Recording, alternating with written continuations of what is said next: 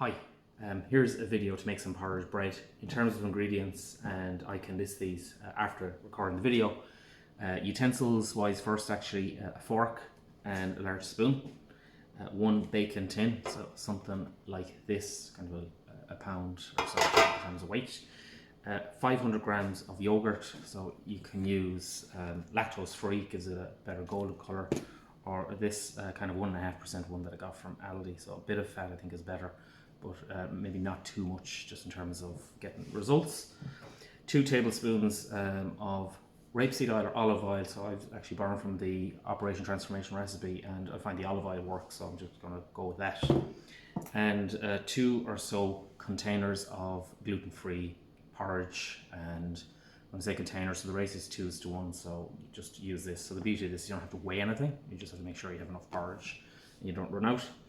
1/4 or half of teaspoon of salt, and Frylight tins. So just you spray this on the tins. I'm actually going to do this now just to get that done, and that just basically allows you to take the bread out easily. So the oven, I should have said, preheat that to 200 degrees if you haven't done already, and hopefully it's going to be preheated, so I have that there going on in the background. So basically, in terms of getting this started, you're just pouring in the yogurt like so, and just going to spoon it out. So just be sure to get most of it out. Easy enough. Then it's recommended to actually wash this thing out, so I'm going to just do that very quickly.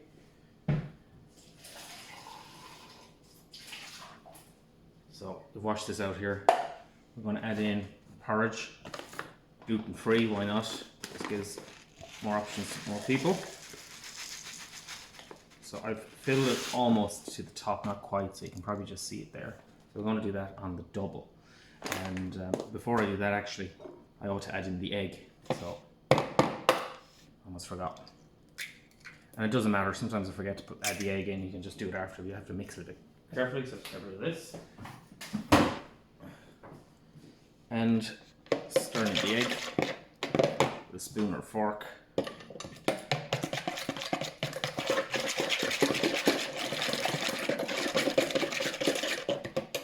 And then the olive oil. So, fresh one here. So I have to open it. There we go. Cut on the hop, as they say. So just to pour that in, kind of 2 decent spoons. It doesn't matter, there's a bit of yogurt on this, but generous enough is the idea. I guess it needs a little bit of oil. And then you just stir this up. It doesn't take long to stir. So just so you can see that there, you want to get kind of a homogeneous mixture. Easy enough for you. So I'm a bit ahead of myself because I've already measured this here in anticipation, so just going to pour that out,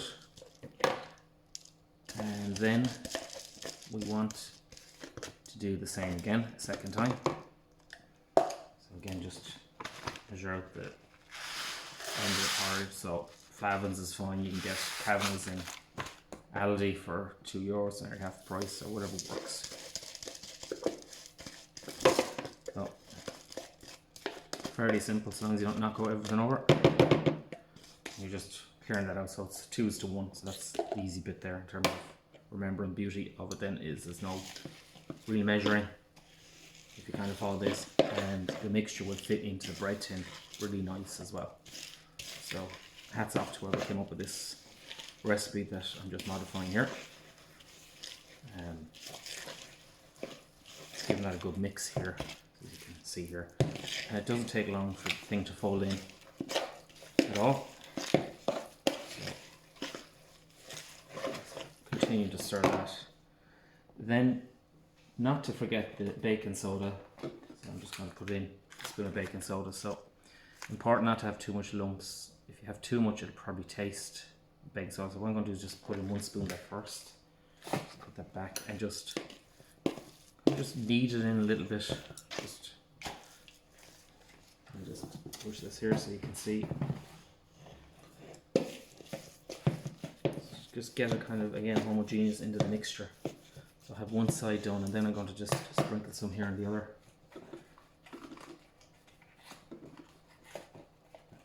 Let's take that out. So baking soda, I'm not sure if it's like bread soda, bicarbonate of soda. Anyway, just to be sure, it's bicarbonate of soda. There's nothing else on the ingredients. There's a difference between baking soda and bread soda. So if you just look at the back of the ingredients for that, and it should say bicarbonate of soda. The salt for flavour, which I don't have, so I'm just going to pause this. So here's the salt, and it says 1/4 to 1/2 a spoon. I think you can just kind of measure it out on your hand, just sprinkle it in. No big deal really. And then just so you can kind of see here, we're just stirring this in, but it's best really to leave it on a flat surface. And it has a kind of feel and consistency of a dough. So I'm just going to knead that for, say, a minute. Or thereabouts. Again, I'm just going to hit pause, make this easy, so I don't do too much editing. So I'm just resuming this again. I've been mixing this for about a minute. It really doesn't take a long time to mix, but I think it's important maybe just to kind of get the air in. At least that's what works. We're just stirring it up really good and well. So you can see this is really quick, and even just to kind of get a smell, it smells like a little bit like dough or porridge. It has consistency of that as well. So just put it down on a hard surface and stir it really, really well.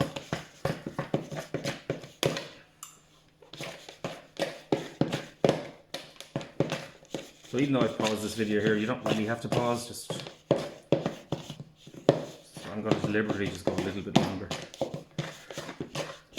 Do this in real time. Okay. So that is, it's mixed enough. It's just a case now of getting the baking tin and spooning it out. So I find it's handy to have the empty tin just to put the utensils in, so they're not all over the place. And then you're just pouring this into the tin here. So I think this is easy enough really.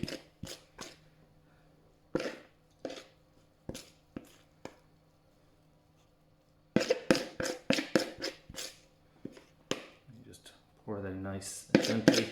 Good idea to have used the Frylight and spray the Frylight rather on the tray so that you don't forget it, because I often find I forget to spray the tray. And if you do itself, it doesn't matter, just empty out the actual dough, put it back into the bowl, rinse this and put in your oil. But it is important to spray the oil so that you can take the bread out of the oven after the 45 or so minutes. So I'm just looking over here and I can see that the oven has actually just preheated, so again, hats off to whoever came up with this recipe. It's just really practical and really straightforward. So you can see here now I'm just going to smooth this. It's nothing too major. This seems a little bit thicker than before. Maybe it's a little bit more porridge in it, but follow the recipe. And I think the trick is possibly just to let it rest for a few minutes while you make a second one. So that's it. I think we're not even 10 minutes, because I paused for a little bit. And there you go, straight into the oven. But what I'm going to do for the sake of another 5 minutes is make another one. So I'm just going to hit pause and do that. Okay, so I have just taken some time to make another mix, and I have used the lactose-free yogurt this time. Everything else exactly the same. And you'll just notice the mixture seems a little bit more runny than the other one. And I wouldn't worry about that. I just think that it tends to vary mix by mix. And that can be a good reason itself, apart from saving energy, to cook maybe at least 2 loaves in the oven. 2 to 3 seems to work fine in an electric oven. So I've been just mixing that there. And again, it's the same thing. So I'm just going to pour it out into the tray. And so just poured it in, flatten it out a bit. Good, I find, to have a little bit of room, which you probably should do anyway, the way the recipe has been constructed, and it'll allow it to rise all going well. Now it doesn't rise a lot, but it should rise some little bit. So I'm literally just going to throw these into the oven. So over here,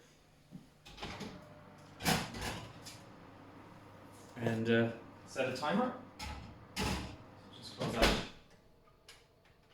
45 minutes. At least 45 minutes. We've got 2 in. And just double checking the temperature. Yeah, we are at 200.